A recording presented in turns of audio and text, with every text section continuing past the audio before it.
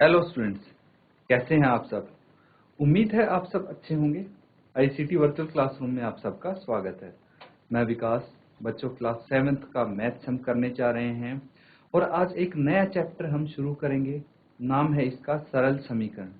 तो बच्चों, इस चैप्टर के बारे में कुछ बेसिक चीजें हम सीखेंगे, उसके बाद हम क्वेश्चंस की तरफ बढ़ेंगे। तो चलिए बच्चों, सबसे पहले हम जानते हैं सरल समीकरण क्या होते हैं। तो इसको अगर हम इंग्लिश में बोलें तो इंग्लिश में इसको हम बोलते हैं सिंपल इक्वेशंस।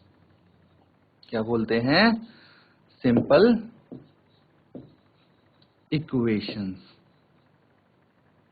ठीक है स्टूडेंट्स। अब देखिए क्या होता है, कैसे होता है, ये चीज डिस्कस करेंगे हम। तो सबसे पहले अगर मैं कुछ चीज लिखता हूं, देखिए ये क्या हो जाता है, इसको क्या बोलते हैं? नॉर्मल। इसको देखिए, ये तो हो गया नंबर, ठीक है। ये संख्या होगी कोई, ऐसे 1 2 3 4, ये सब संख्याएं होती हैं, पता है आपको। तो ये एक नंबर हो गया स्टूडेंट्स। और ये x क्या हो गया यहाँ पे? What is x? x है बच्चों एक वेरिएबल। क्या है? वेरिएबल है ये। अब वेरिएबल क्या होता है बच्चों? वेरिएबल को हिंदी में हम बोलते हैं चर। क्या बोलते हैं? चर बोलते हैं। अब होता क्या है, ये चीज ध्यान से सुनिएगा। जो नंबर होता है, नंबर का मतलब है कोई संख्या है, फिक्स्ड चीज है। आपको पता है कि 4 है ना।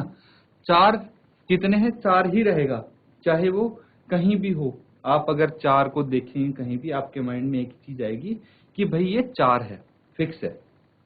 तो इसकी वैल्यू, इसका मान हमेशा फिक्स्ड रहता है, कोई संख्या होती है तो। लेकिन कोई चर होता है, जैसे x है, ये चर है, वेरिएबल है। y भी हो सकता है, कुछ भी हो सकता है। तो जो ये चर होते हैं, इनका मान अलग अलग हो सकता है। मतलब ऐसा हो सकता है, कहीं पे x का मान 2 हो सकता है, कहीं पे x का मान 5 हो सकता है, कहीं पे x का मान 3 हो सकता है, कहीं पे x का मान 100 हो सकता है। तो देखिए x एक ही है, लेकिन इसका मान, इसकी वैल्यू अलग अलग है। इसीलिए जैसे कि नाम से ही पता लग रहा है, वेरिएबल, ये वेरी करता है, अलग अलग इसका मान रहता है, इसकी वैल्यूज होती हैं। तो एक वेरिएबल हो गया है ना, एक यहाँ पे चर हो गया। ये हमारे पास क्या आ गई है, इसको हम बोलेंगे एक्सप्रेशन। क्या बोलेंगे इसको? एक्सप्रेशन। ये एक्सप्रेशन हो गया, ठीक है। ये कोई एक्सप्रेशन है। लेकिन अगर हम इक्वेशन की बात करें, इक्वेशन की हमें बात करनी है, तो वहां पे क्या आएगा, ये चीज ध्यान से सुनिए। अगर हमें इक्वेशन चाहिए तो ये इक्वल टू का निशान, ये जो सिंबल है, ये जरूर होना चाहिए। x + 4 = 5। तो ये एक समीकरण हो गया, इक्वेशन हो गया, ठीक है। इसको बोलते हैं हम इक्वेशन। तो सरल समीकरण हम करने जा रहे हैं, इसीलिए आपको पता होना चाहिए कि भाई समीकरण क्या होता है, इक्वेशन क्या होती है, ठीक है। This is called equation, okay. जब तक भाई इक्वल टू का निशान नहीं लगा था, तब तक ये एक एक्सप्रेशन था, लेकिन अब ये एक इक्वेशन बन गया है बच्चों। ये चीज आप ध्यान दें, ठीक है। इस चीज पे आप फोकस करेंगे। तो इसको नोट डाउन करो बच्चों, ये बेसिक चीज है। कोई अगर इसमें डाउट है पूछ लीजिए, क्योंकि बहुत इंपॉर्टेंट होने वाली है। अगर बेसिक आपको आएगा तभी आप क्वेश्चंस आगे कर पाएंगे।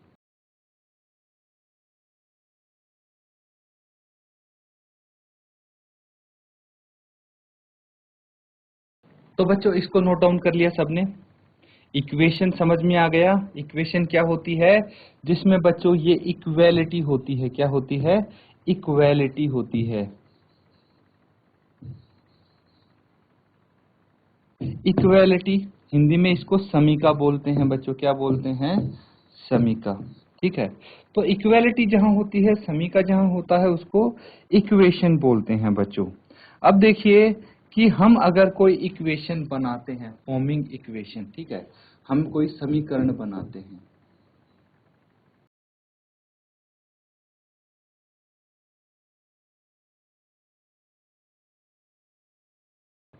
हम कोई समीकरण बनाते हैं तो कैसे बनाते हैं?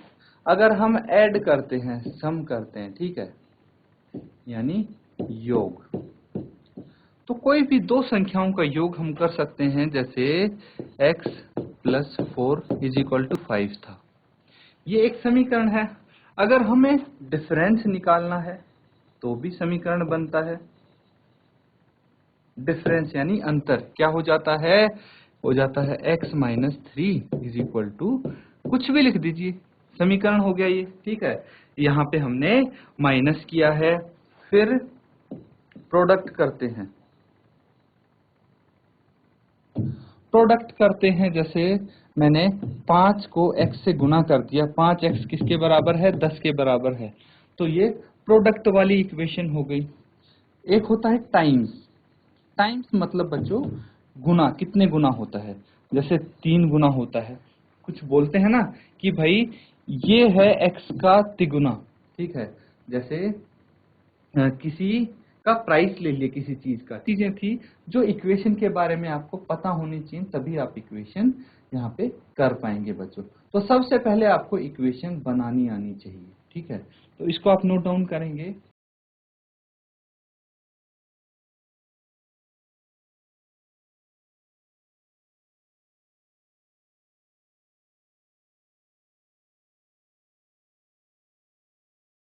तो बच्चों यहाँ पे आपने इसको कर लिया नोट डाउन। अब देखिए यहाँ पे कहीं पे अगर लिखा होता है किसी क्वेश्चन में ना कि डबल है, ये डबल या फिर ट्वाइस, इसका मतलब क्या होता है? दो गुना, दो से गुना करते हैं हम उसको, है ना। डबल या ट्वाइस मतलब दो गुना। या फिर लिखा होता है थ्राइस, थ्राइस मतलब तिगुना। तो इस तरह से ये कुछ वर्ड्स, टर्म्स क्वेश्चन में आ सकती हैं आपके सामने, जिनका आपको ध्यान रखना है बच्चों। तो अब देखिए यहाँ पे आपके सामने एक और इक्वेशन आती है जिसको हम फ्रैक्शन की हेल्प से बनाते हैं। फ्रैक्शन जैसे 1/4 x हो जाता है, ठीक है। 1/4 x इज इक्वल टू 3 क्या है? ये फ्रैक्शन वाली इक्वेशंस हैं इस तरह की। तो बच्चों क्वेश्चंस आपके सामने आएंगे तब आप समझ पाओगे कि कैसे इक्वेशन बनानी है। जब इक्वेशन बनाते हैं तो आपके सामने कुछ लिखा होता है, उसको पढ़ के आपको इक्वेशन बनानी है, समीकरण बनाने हैं।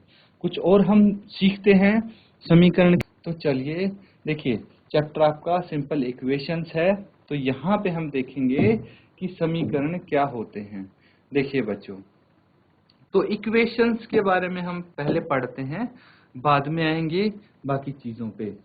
इक्वेशन क्या होती है यहाँ पे आपको पता लगेगा। An equation means that two things are equal. A pair of scale is sometimes used to show equations because when both sides balance they are equal. ये चीज समझिए क्या बोलने की कोशिश की गई है यहाँ पे, कि एक इक्वेशन का मतलब होता है कि दो चीज बराबर होती हैं। जैसे आपको ये तराजू दिख रहा है, ये तराजू देखिए, कोई सा तराजू नीचे नहीं झुक रहा है, ठीक है। एक में आपको दो बोरियां दिखेंगी और कुछ बॉल्स वैसे रखी हुई दिखेंगी, ठीक है। दूसरे में सिर्फ बॉल्स ही रखी है, बोरी नहीं रखी है। लेकिन ये दोनों बराबर हैं। क्यों बराबर हैं? क्योंकि यहाँ पे बच्चों आप देख सकते हैं कि कोई तराजू किसी तरफ झुका नहीं है, इसलिए ये इक्वल हैं। तो इक्वेशन का मतलब भी यही है कि दो चीजें जब बराबर हों वो इक्वल हैं। A pair of scales is sometimes used to show equation because when both side balance they are equal. तो जो ये तराजू है इसको हम कभी कभी यूज कर सकते हैं इक्वेशन को दर्शाने के लिए, क्योंकि ये दिखाता है कि भाई दोनों साइड्स इक्वल हैं, बराबर हैं, ठीक है। ये चीज आप समझेंगे। अब देखिए जो नीचे स्केल्स हैं उसका कोई यहाँ पे देखिए, मैंने बोला था कि जैसे 2x प्लस 5 ये क्या है? ये एक्सप्रेशन है बच्चों। क्या है ये? एक्सप्रेशन है। Is equal to the quantity 21। तो इस एक्सप्रेशन को 21 के बराबर रखा है। मतलब जो लेफ्ट हैंड साइड वाला आपको दिख रहा है बच्चों, ये तराजू, ये क्या है? ये इस इक्वेशन के बराबर है। मतलब यहाँ पे 21 बॉल हैं, ठीक है, और यहाँ पे भी इतनी ही बॉल्स होंगी, 21 बॉल्स होंगी दोनों तरफ। बस ये एक एक्सप्रेशन हो गया 2x प्लस 5, और राइट हैंड साइड में आपको बॉल्स दिख रही हैं। Where is x is the number of marbles in each bag. देखिए 2x क्या है, 2 मतलब 2 बैग हैं, और x क्या दिखाता है, x क्या दर्शाता है भाई, इसके अंदर कितने मार्बल हैं, ठीक है, या फिर कितनी बॉल्स हैं इसके अंदर, ये चीज दर्शाता है बच्चों। ये क्या x, कि एक बोरे के अंदर हम देख नहीं पा रहे कि भाई कितने मार्बल्स हैं, लेकिन यहाँ पे x वेरिएबल हो सकता है, तो कुछ भी इसकी वैल्यू हो सकती, ये उस चीज को दर्शाता है स्टूडेंट्स। अब देखिए इसको हम अगर क्वेश्चंस करें इसमें आगे फर्दर, तो यहाँ पे कुछ क्वेश्चन आपके सामने आएंगे जिनको आप सॉल्व करेंगे। तो सबसे पहले जो है क्वेश्चन, उसमें आपको समीकरण बनाने हैं।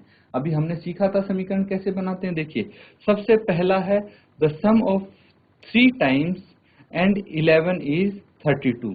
तो इसका आपको समीकरण बनाना है ना। सबसे पहले बोला गया है सम ऑफ 3 टाइम्स। मैंने बोला था कि भाई सम मतलब क्या होता है, योग, सम मतलब योग होता है। तो ये चीज तो आपको पता लग गई कि यहाँ पे आएगा प्लस का साइन, ठीक है। अब आपको यहाँ पे x दिया है और बोला गया 3 टाइम्स। 3 टाइम्स का मतलब क्या है बच्चों, 3 गुना, ठीक है, तिगुना। तो x का तिगुना बोला गया यहाँ पे, तो मैंने x को 3 से गुना कर दिया है ना। मैंने इस तरह से किया है 3 इंटू एक्स, ये कितना हो जाता है 3x के बराबर। तो 3x है एक, और दूसरा है 11 है ना। यही तो बोला गया है the sum of 3x, x का 3 गुना मतलब 3x और 11, और मतलब 11 और 3x का जो योग है वो कितना है, 32 है। तो इसको कुछ इस प्रकार से हम लिख सकते हैं स्टूडेंट्स, ध्यान से देखिए कि भाई x का तिगुना मतलब 3 गुना x का, और 11 को हम जब जोड़ेंगे तो 32 आएगा। ये चीज यहाँ पे बोली जा रही है, जो क्वेश्चन में बोला जा रहा है वही मैंने समीकरण के रूप में यहाँ पे लिख दिया है, और आप इसी तरह से इक्वेशन फॉर्म करेंगे। अब बच्चों जैसे फर्स्ट पार्ट हमने किया है वैसे ही सेकंड, थर्ड, फोर्थ पार्ट आप सॉल्व करेंगे। इसको नोट डाउन कीजिए, बाकी जो पार्ट्स हैं उनको हल करेंगे बच्चों।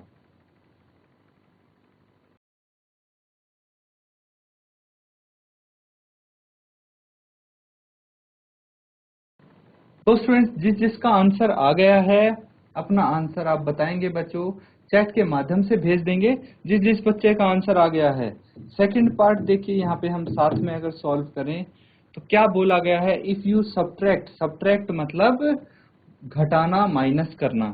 तो अगर आप 5 घटाते हो किससे, 6 टाइम्स अ नंबर, एक नंबर के 6 गुने से, तो आपको 7 प्राप्त होता है। क्वेश्चन ध्यान से समझिए, तभी आप इजीली इसकी इक्वेशन बना पाएंगे। कि भाई कोई नंबर है, हमें नहीं पता, तो हम क्या करेंगे, लेट दी नंबर, उस नंबर को हम कोई वेरिएबल के रूप में मान लेंगे, कोई चर के रूप में मान लेंगे, क्योंकि उस नंबर का तो पता ही नहीं हमें। लेट दी नंबर बी, कुछ भी मान लीजिए, y मान लेते हैं फॉर एग्जाम्पल। तो जो वो नंबर है, संख्या है, उसको हमने y मान लिया। अब बोला गया है 6 टाइम्स अ नंबर, नंबर तो y है, मतलब y का 6 गुना है ना। तो y का 6 गुना मतलब y को 6 से गुना कर देंगे, और ये हो जाएगा 6y, 6y। तो आपको बोला गया if you subtract 5 from 6 time a number, मतलब 6y से अगर आप 5 घटाएंगे, तो इससे मैं 5 यहाँ पे घटा देता हूँ, और कितना मिलेगा, यहाँ पे मुझे 7 मिलेगा। तो ये यहाँ पे इसका सॉल्यूशन हो गया स्टूडेंट्स। तो 6y minus 5 is equal to 7 आया है। इसी तरह अगर आप थर्ड पार्ट करेंगे तो यहाँ पे बोला गया है 1/4 of m is 3 more than 7। तो 1/4 ऑफ m मतलब 1/4 किसका, ऑफ m मतलब m का। तो m का 1/4 मतलब m को हम 1/4 से गुना कर देंगे, तो ये 1/4 m आ गया। इज 3 मोर देन 7, ये चीज बोली गई है कि 1/4 of m is 3 more than 7, मतलब 7 से 3 ज्यादा है। तो इसका मतलब क्या हुआ बच्चों कि 1/4 m माइनस 3 किसके बराबर हो जाएगा, ये 7 के बराबर हो जाएगा बच्चों। ठीक है, इसको आप नोट डाउन कीजिए पहले।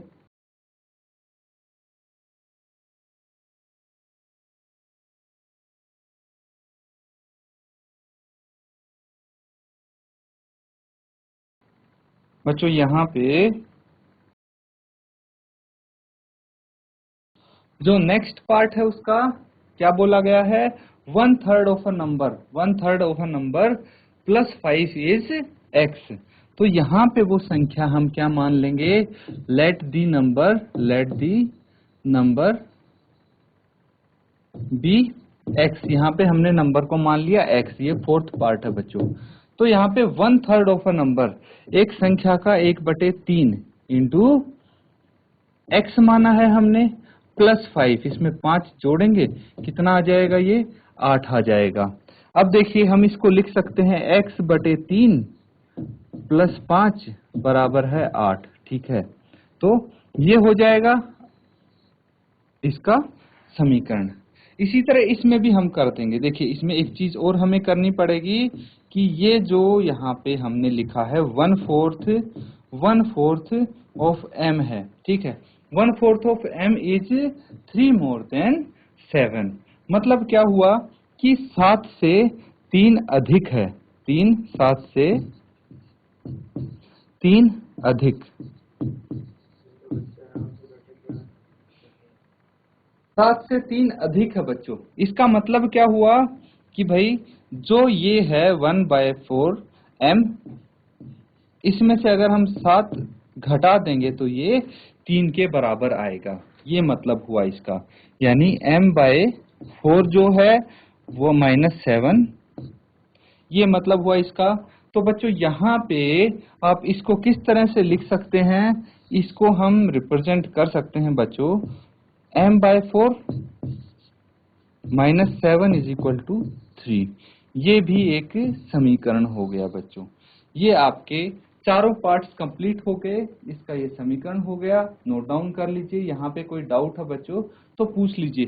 देखिए अगर आप ये लैंग्वेजेस अच्छे से समझ जाएंगे, इनमें क्या लिखा गया है, क्या बोला गया है, तो इजीली आप कर पाएंगे सॉल्व। जल्दी से नोट डाउन कीजिए इसको।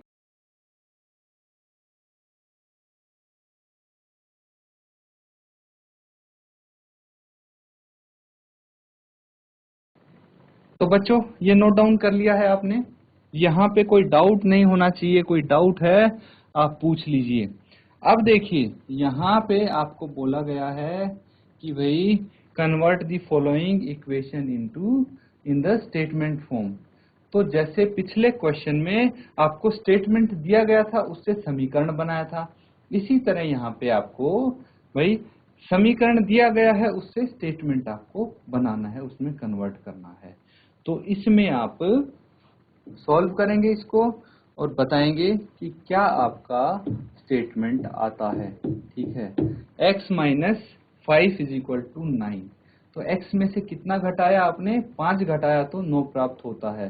तो जैसे स्टेटमेंट की फॉर्म में पिछला क्वेश्चन देखिए आपको ये लिखा हुआ था, इसी तरह से आपको उसकी समीकरण की स्टेटमेंट बनानी है। तो जल्दी से इसको हल कीजिए और बताइए इनका क्या समीकरण आता है।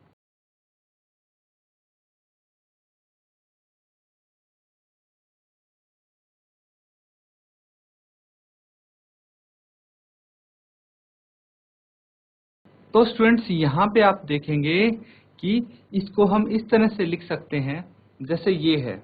ठीक है, x है तो इसमें लिखेंगे टेकिंग। तो बच्चों यहाँ पे हम लिखेंगे taking away 5 from x gives 9। इसका मतलब अगर 5 x से हमने 5 हटा दिया, घटा दिया तो 9 हमें प्राप्त होता है। इस तरह से हम स्टेटमेंट लिख देंगे। दूसरा हम क्या लिखेंगे, p का 5 गुना, p का 5 गुना कितना मिलता है, 20 मिलता है। तो आप लिखेंगे 5 टाइम्स ऑफ p गिव्स 20। मतलब p का 5 गुना कितना देता है हमें, 20 देता है। बाकी के जो 2 पार्ट्स हैं बच्चों वो आप होमवर्क में करेंगे। इजी है काफी। देखिए n का यहाँ पे 3 गुना है, उसमें 7 अगर हम जोड़ेंगे तो 1 प्राप्त होता है, इसको स्टेटमेंट में लिखना है। इसी तरह अगले वाला पार्ट है। तो ये जो पार्ट्स हैं बच्चों इनको आप होमवर्क में इजीली कर सकते हैं, इसलिए बाकी के 2 पार्ट्स आपको होमवर्क में करने हैं। और जो चीजें हमने आज की हैं उनको रिवाइज जरूर करें, तभी आप क्वेश्चंस आराम से कर पाएंगे।